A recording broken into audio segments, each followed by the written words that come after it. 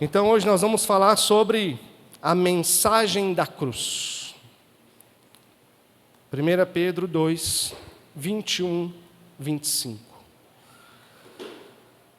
Então diz assim: porque para isto mesmo vocês foram chamados, pois também Cristo sofreu no lugar de vocês, deixando o exemplo para que vocês sigam os seus passos. Ele não cometeu pecado, nem foi encontrado engano em sua boca, pois ele, quando insultado, não revidava com insultos, quando maltratado, não fazia ameaças, mas se entregava àquele que julga retamente. Nós vamos focar nos versos 24 e 25, tá? Carregando ele mesmo em seu corpo sobre o madeiro os nossos pecados, para que nós, mortos para os pecados, vivamos para a justiça. Pelas feridas dele vocês foram sarados, porque vocês estavam desgarrados como ovelhas.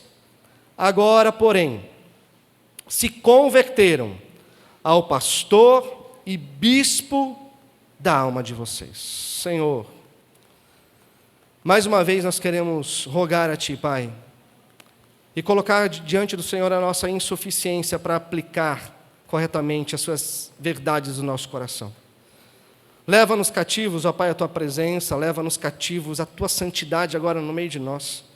Como nós vimos domingo passado, o Senhor, Cristo Jesus, está no meio da igreja e Ele anda no meio da igreja, e obrigado por isso, por estar aqui no nosso meio, por poder aplicar e sondar o nosso coração com essa verdade.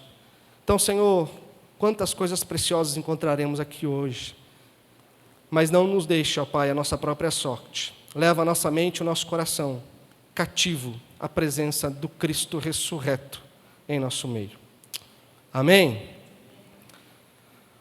Como será que seria a sua reação se você se encontrasse com um amigo, com alguém, na fila do supermercado, por exemplo? Eu ia falar na fila do banco, mas a gente não vai mais no banco hoje, né? Na fila do supermercado, você encontra alguém, um conhecido, e aí essa pessoa se vira para te cumprimentar. E estampado na camiseta dessa pessoa está ali um grande cogumelo de fumaça. Uma grande explosão. Ali decorado com balõezinhos, com confetes, se referindo à bomba que foi lançada em Hiroshima. Como que você reagiria à estampa dessa camiseta, celebrando essa explosão? Talvez você olharia assustado, aterrorizado, por alguém portar uma camiseta dessa. Mas como você talvez se comportaria, como que você reagiria também se você fosse com a sua família em um restaurante, e você chegasse ali naquele restaurante, e em cima da mesa você encontrasse réplicas de túmulos, com celebração a Auschwitz, aos milhões e milhões de judeus que foram mortos nos campos de concentração de Auschwitz. Como que você reagiria? Ambas as cenas são o que para a gente, meus irmãos? São perturbadoras, na verdade. Ambas as cenas fazem parte de uma realidade que nós gostaríamos de deletar da história da humanidade, porque elas nos trazem à mente horrores, nos trazem à mente dor, choro, sofrimento, lágrimas. Nos traz à mente uma história perturbadora, assustadora, que nos causa desprezo. Mas olha só, se um morador do primeiro século, lá do tempo de Cristo, ou talvez até antes do tempo de Cristo, porque isso já acontecia, se um morador lá desse período da história da humanidade entrasse em algum lugar e encontrasse nesse lugar de alguma forma, seja pintado, seja estampado, seja construído da forma que for, encontrasse nesse lugar uma réplica de uma cruz, qual seria a reação desse morador do primeiro século ou antes do primeiro século? Você, com certeza, iria notar no rosto dessa pessoa que ela iria ficar perturbada, chocada, assustada. Por quê? Porque a cruz, nesse período da história da humanidade, era um símbolo de morte, era um símbolo de desgraça, era um símbolo de tristeza, era um símbolo de tortura lá no primeiro século. E se a gente olhar na Escritura, um determinado texto fala para a gente, não fala? Que maldito é todo aquele que é pendurado no madeiro. Maldito é todo aquele que é pendurado no madeiro. Imaginar a cruz, ver a cruz no primeiro século era algo pavoroso. Não era algo que você ia sair por aí, ia entrar na casa de alguém, ia ir num restaurante, né? Se é que tinha restaurante no primeiro século, entrar em um comércio, você ia entrar e ver uma cruz e ia se sentir confortável. Não, não é isso. Porque ela te trazia cenas chocantes. Crucificação era reservado para escravos, para bandidos, para estrangeiros, para bárbaros, inimigos do Estado. Era tão assustador, meus irmãos, que alguém ir para a cruz, para ser crucificado, precisava pessoalmente da assinatura do imperador romano. Precisava da sanção do imperador romano, porque não era qualquer um que morria em uma cruz. Só ia para a cruz aqueles que cometeram um crime inafiançável, de tão grave que era o símbolo da cruz, a morte da cruz. Mas o que a gente vê hoje, depois do ano 33 ou 35 depois de Cristo? O que a gente vê?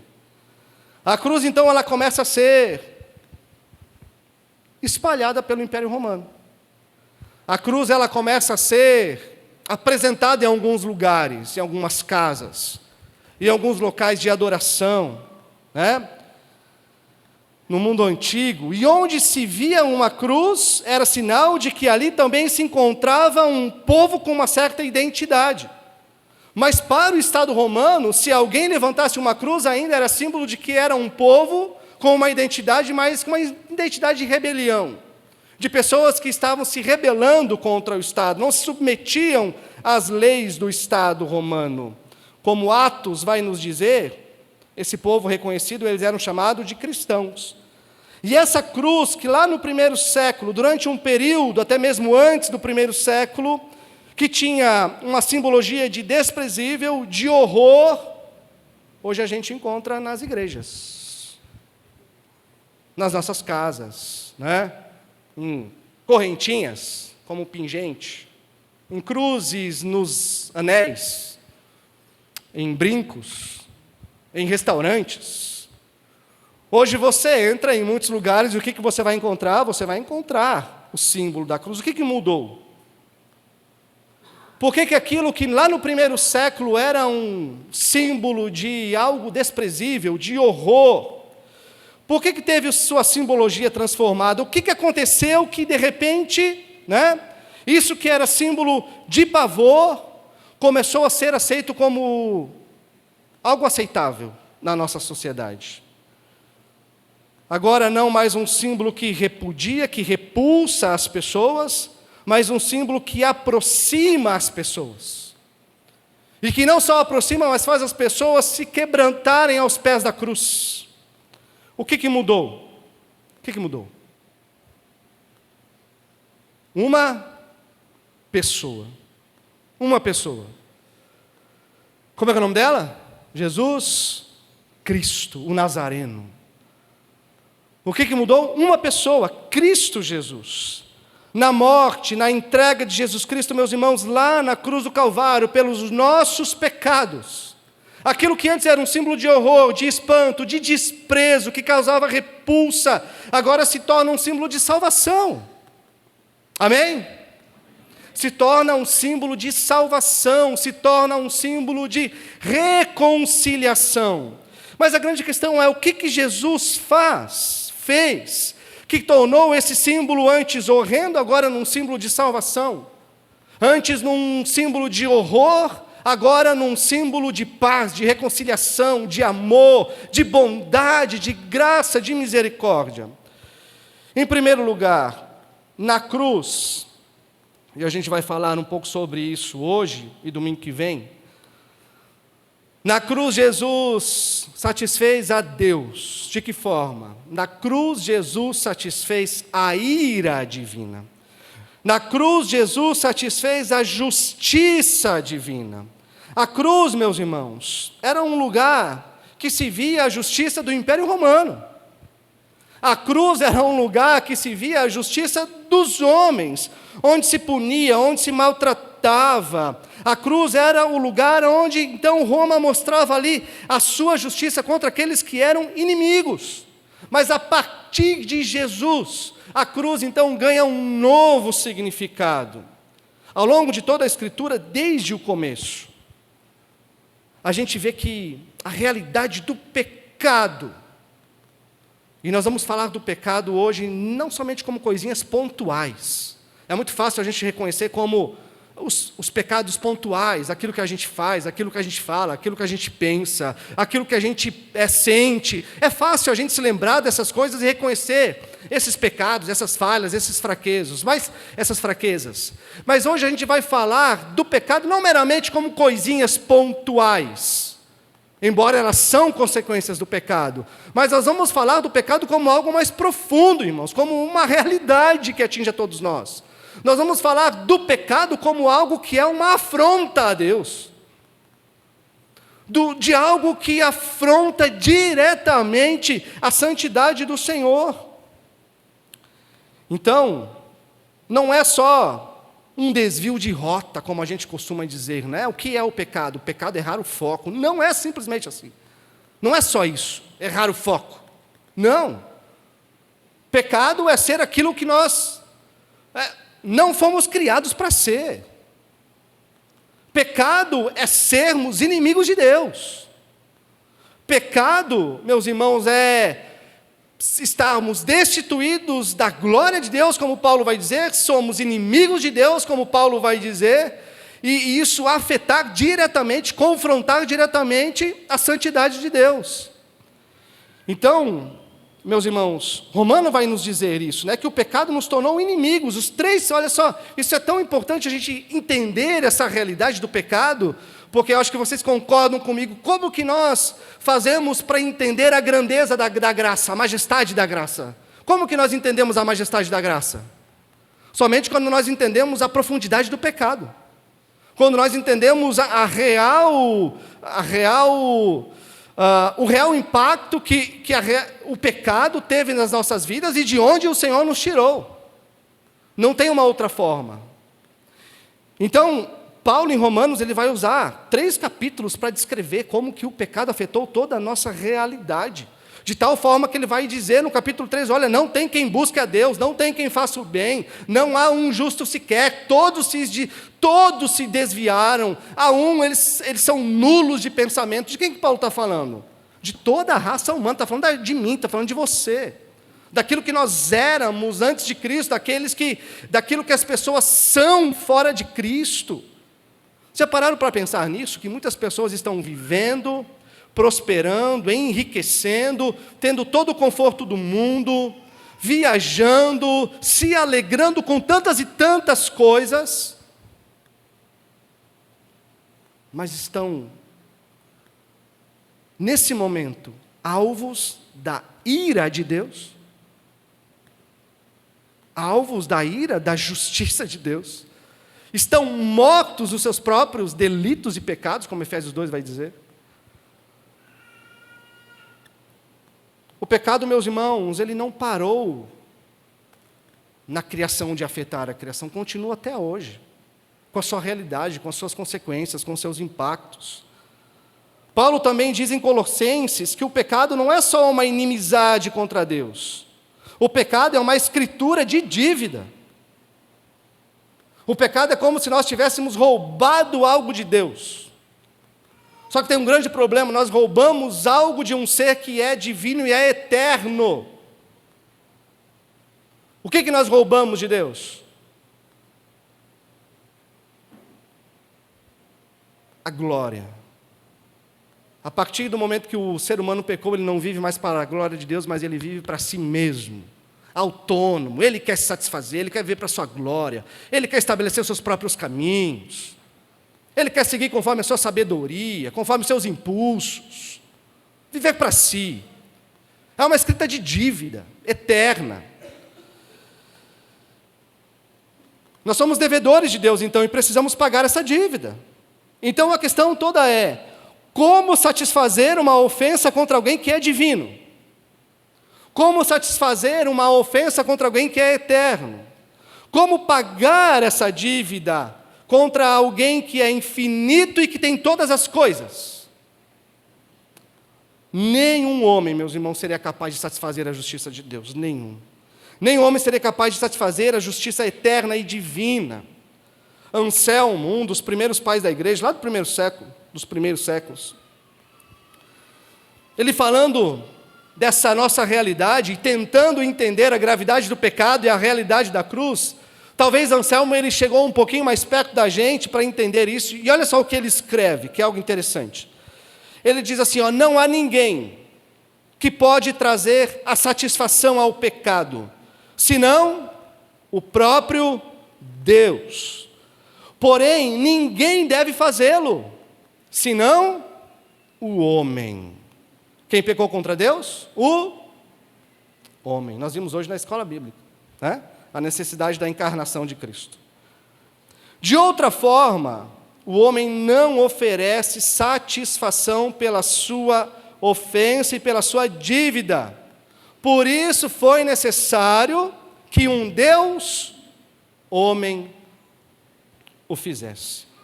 Era preciso, então, meus irmãos, que a pessoa que faria a satisfação pelo pecado, que pagasse a nossa dívida, fosse perfeitamente Deus, perfeitamente homem.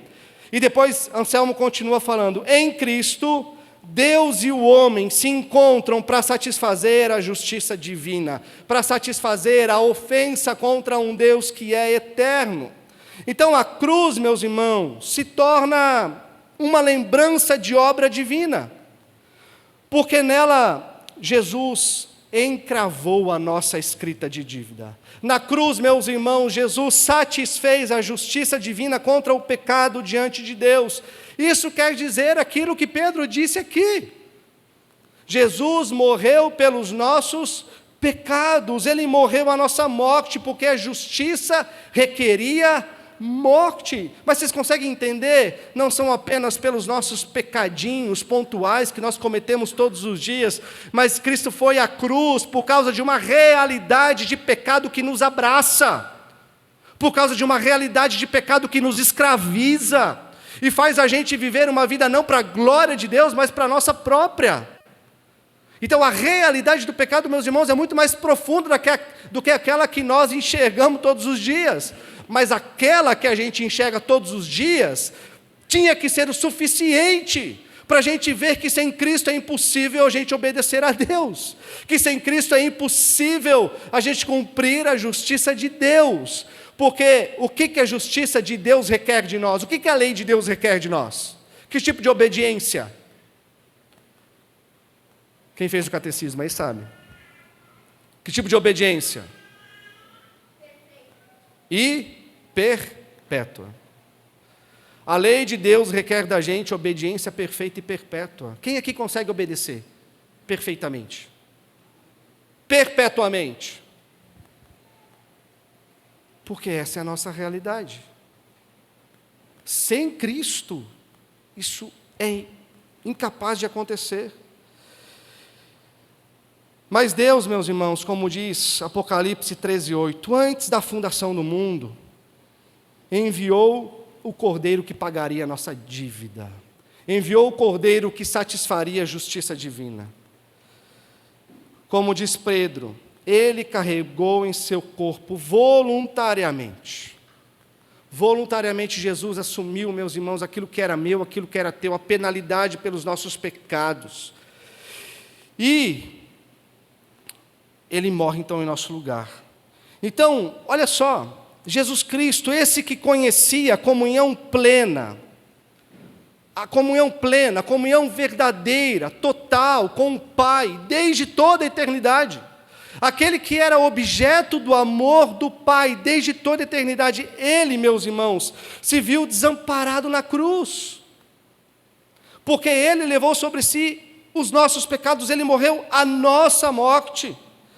Na cruz, o Filho clamou: Deus meu, por que me desamparaste? O peso de inferno que era para estar sobre mim e sobre você, o desamparo eterno que era para estar sobre mim e sobre você, foi posto sobre o Filho de Deus, o santo, o puro, o justo, o Cordeiro de Deus. Morreu pelos piores criminosos, aqueles que cometeram todos os crimes inafiançáveis contra Deus. Enquanto o nosso desejo contra aqueles que fazem mal contra nós é de vingança, é de retribuição.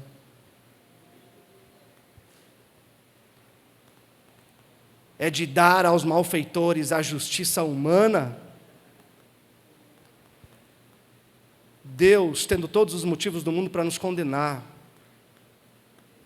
para despesar a sua justiça sobre nós, Ele não nos olhou com um olhar de revanchismo, de vingança. Ele enviou seu próprio Filho para pagar a pena que era nossa. No tribunal do júri, irmãos, quando nós estávamos sentados diante de Deus para receber a pena, quando Ele batesse o martelo e nos constituísse culpados, Ele fez com que a gente se levantasse da cadeira do júri e colocasse seu próprio Filho lá, para que Ele fosse culpado em nosso lugar. A realidade do pecado, meus irmãos, é abominável. A realidade do pecado nos torna inimigos de Deus, meus irmãos. Mas na cruz Ele clamou: Deus meu, por que me desamparaste? Somente um ser eterno poderia pagar uma dívida eterna por nós. Na cruz de Cristo nós somos salvos da justiça de Deus, pela justiça de Deus e para a justiça de Deus. Na cruz de Cristo Jesus, meus irmãos, nós não fomos simplesmente salvos do inferno, nós somos salvos do próprio Deus, da ira do próprio Deus, da justiça do próprio Deus, que sim, cairia sobre nós em uma eternidade infernal. Romanos 3, 22, 26, você pode abrir ali para mim, a sua Bíblia, para acompanhar comigo? Romanos 3, 22, 26.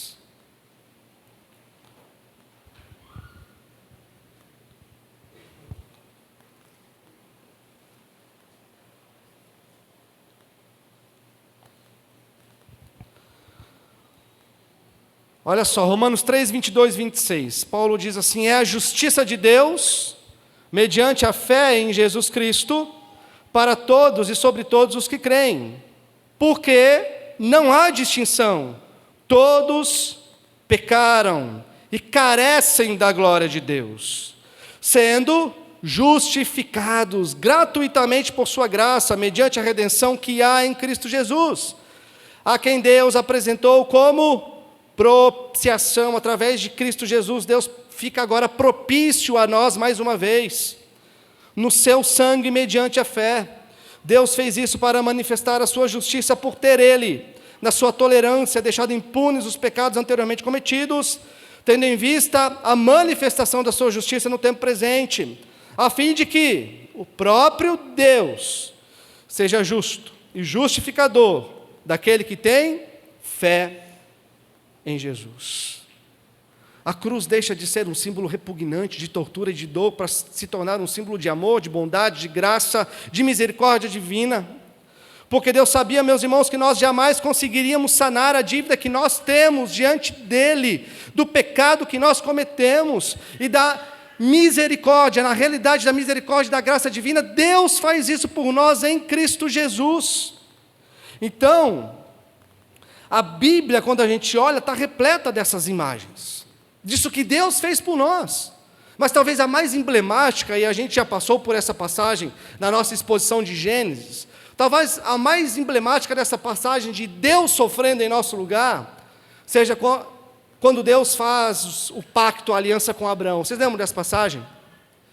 Quando Deus faz a aliança com Abraão, Ele pede para Abraão pegar alguns animais, cortar esses animais ao meio, e com esses animais, então, fazer um corredor, de forma que uma metade fique em frente uma da outra. Porque o que acontecia no mundo antigo? Quando as pessoas firmavam um pacto, uma aliança, os dois passavam nesse corredor, e ao passar nesse corredor, eles estavam dizendo o seguinte: que aconteça comigo ou com você o mesmo que aconteceu com esses animais, se um de nós quebrar o pacto ou a aliança. Mas o texto diz que Abraão, ele dormiu depois que ele fez isso, que ele fez o corredor. Abraão dormiu. E no seu sono ele teve um sonho com uma tocha de fogo que passava em meio a esse corredor. Ele passou? Não, somente Deus passou. Por quê? Por quê? Porque somente Deus, meus irmãos, é capaz de guardar a aliança. Somente Deus é capaz de fazer por nós aquilo que nós jamais conseguiríamos fazer. Então, aconteceu com Deus aquilo que deveria acontecer com a gente lá na cruz. Na cruz, meus irmãos, o Deus homem satisfez a justiça divina pelo meu e pelo seu pecado. E tem mais. O que fez que esse símbolo de horror tivesse seu significado ainda transformado? Por causa da entrega de Jesus, da satisfação da justiça divina. Na cruz, Jesus morreu pelos nossos pecados. Ele não só satisfez a justiça divina, mas ele se entrega pelos pecados do povo de Deus, como Pedro diz aqui, olha só, ele diz: carregando ele mesmo em seu corpo, sobre o madeiro, os nossos pecados. Os nossos pecados são as paredes. Obrigado, meu irmão.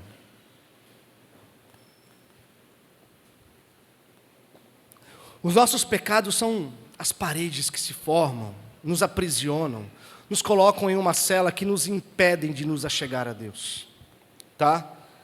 Então, Jesus não só satisfaz a justiça divina, mas Ele se entrega perfeitamente pelos nossos pecados.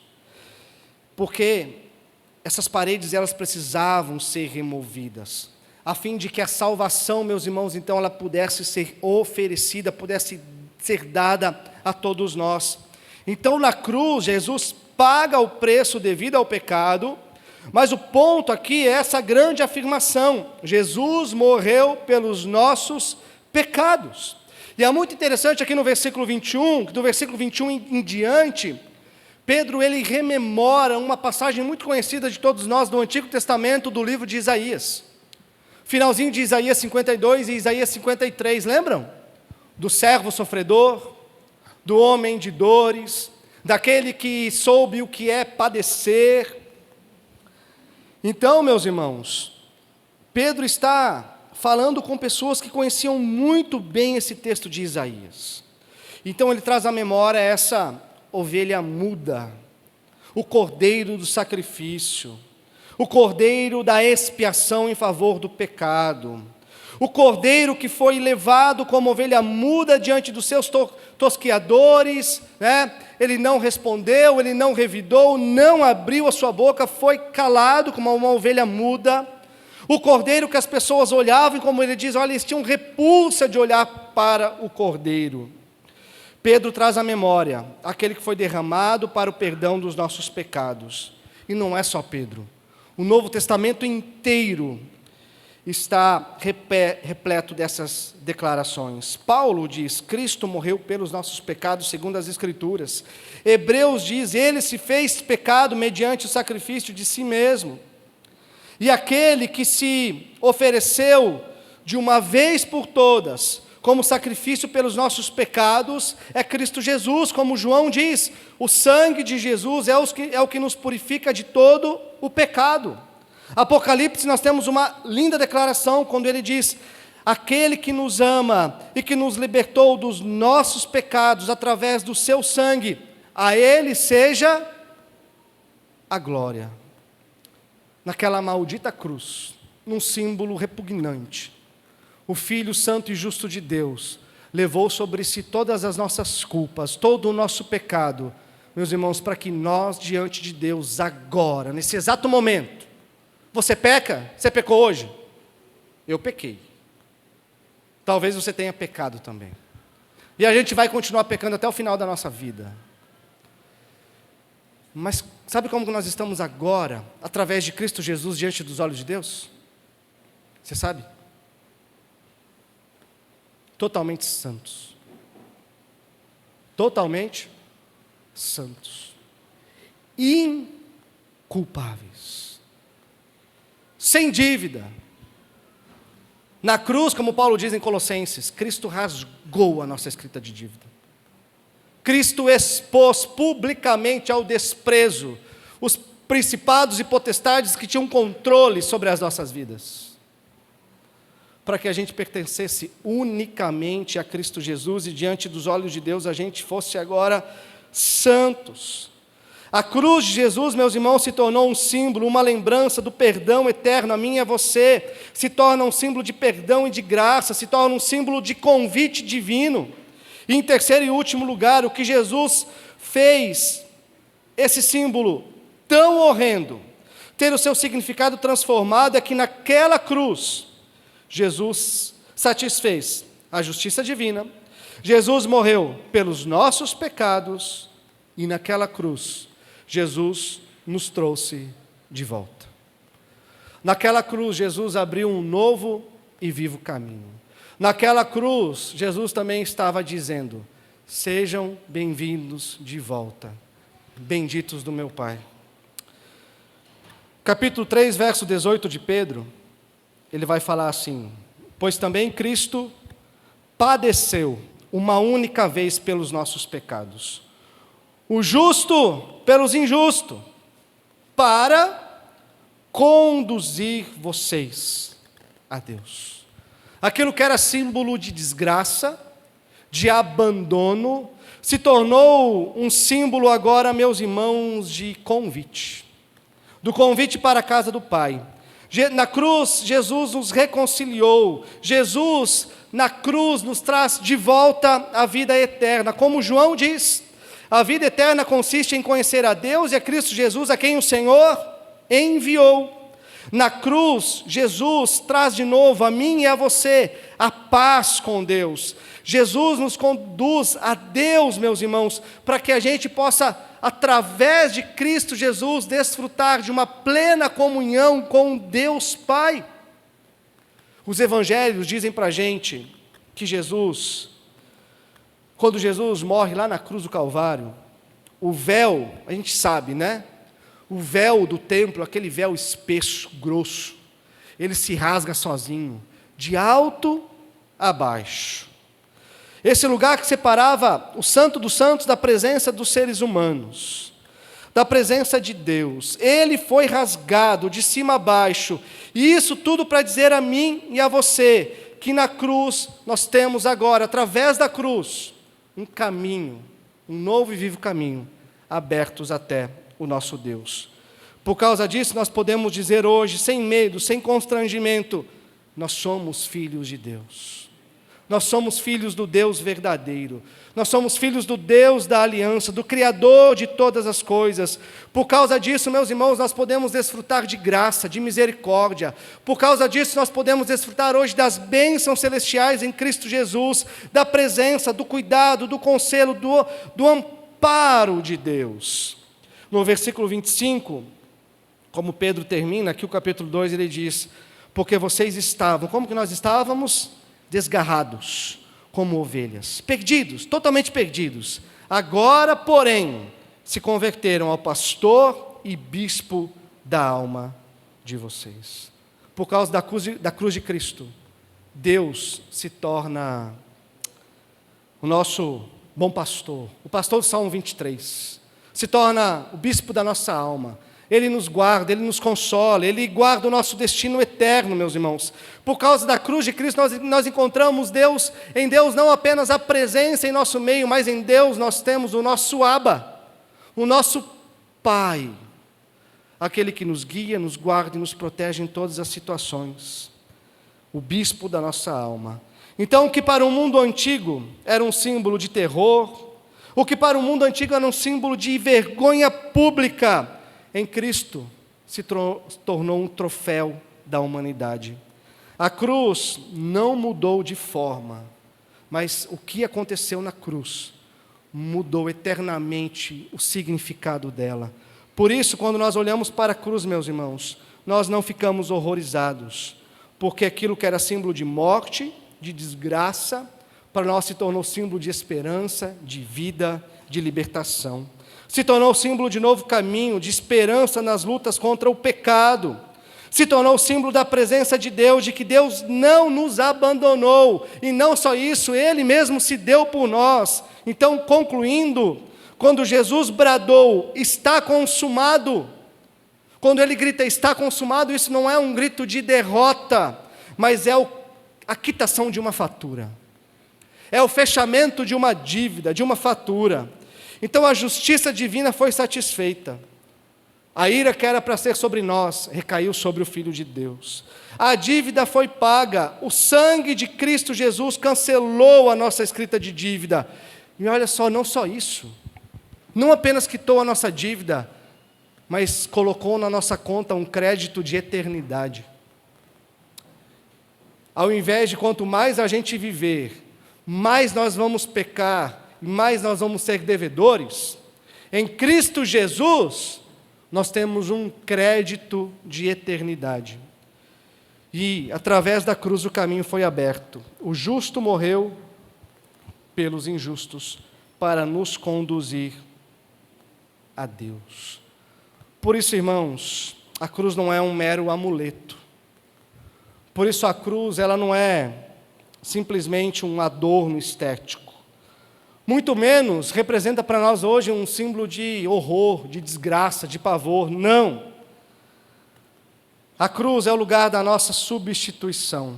Então, se hoje você se encontra aqui esmagado pela culpa, se hoje você se encontra aqui esmagado pelos seus pecados diante de Deus e distante de Deus, eu quero dizer para você, olhe para a cruz. Olhe para a cruz. Porque ali você tem o seu bom pastor e bispo da sua alma, entregando o seu próprio filho para te substituir naquele lugar de horror. Ele sendo condenado para você sendo liberto. Olhe para Jesus de Nazaré, Ele morreu para te salvar da condenação eterna. Se achegue até a cruz, ali está a sua redenção, a sua libertação da vida eterna. E agora, descanse em Jesus Cristo, nele está o seu descanso, pense nisso. Em Cristo Jesus, nesse exato momento, está o seu descanso. Descanse das suas obras, entregue o seu fardo pesado em Cristo Jesus e seja transformado pela obra da cruz. A cruz, meus irmãos, é símbolo de horror. Não é um espetáculo bonito que a gente teve lá, né? Mas também ela é um grande símbolo de amor. Amém? De um amor eterno, de um amor incomensurável, inexplicável. De um amor perfeito e pleno, de um amor que se deu por nós. Como um dia perguntaram a Dietrich Bonhoeffer, jornalistas perguntando a ele sobre Bonhoeffer, o que é o amor? E ele disse, olhe para a cruz, e ali você encontrará uma pessoa, Jesus Cristo, o amor de Deus revelado. Amém, irmãos? Vamos nos colocar de pé, e eu não vi uma outra forma de terminarmos o nosso culto hoje, a não ser com uma canção que todos nós conhecemos pelo menos o refrão dela. Vocês conhecem aquela música Rude Cruz? Conhece? Nova, né? Antiguinha. Mas não tem como a gente terminar a mensagem de hoje a não ser cantando essa canção tão linda. Amém? Vamos cantar ela?